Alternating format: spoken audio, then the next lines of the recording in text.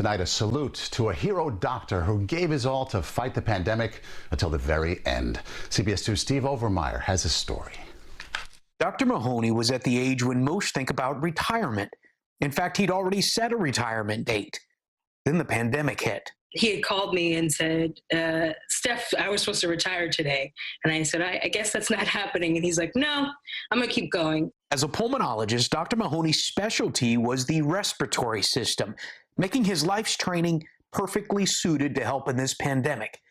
Countless patients owed their life to him. He practiced a style of medicine that was humanistic, compassionate, and entirely dedicated to his patients. His patients all had a cell phone.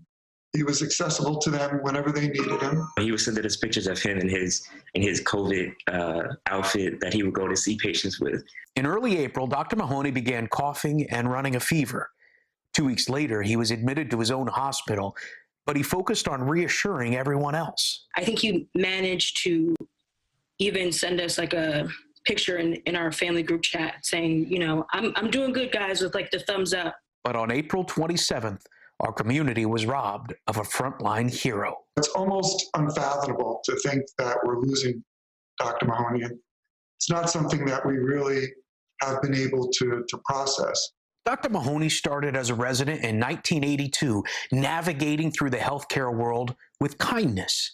It made him a favorite among patients and peers, and he became a pillar of the University Hospital in Brooklyn. He was one of the funniest people I've ever met. They kind of had to put a sign, I think, on one of the doors at his office saying, like, don't ask Dr. Mahoney about the following topics or else you'll be in there for too long. Showing courage and selflessness, Dr. Mahoney lived his final days like he lived his life, finding fulfillment in saving others. When he went to the hospital, he went to his own hospital, and he was surrounded by people that loved him.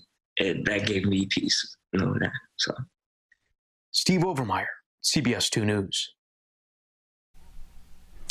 One of the best among us. The hospital has set up a GoFundMe account to raise money to provide tuition for African-American students to go to medical school. So far, they're about halfway to their goal of raising $100,000. You can find a link to that site at cbsnewyork.com.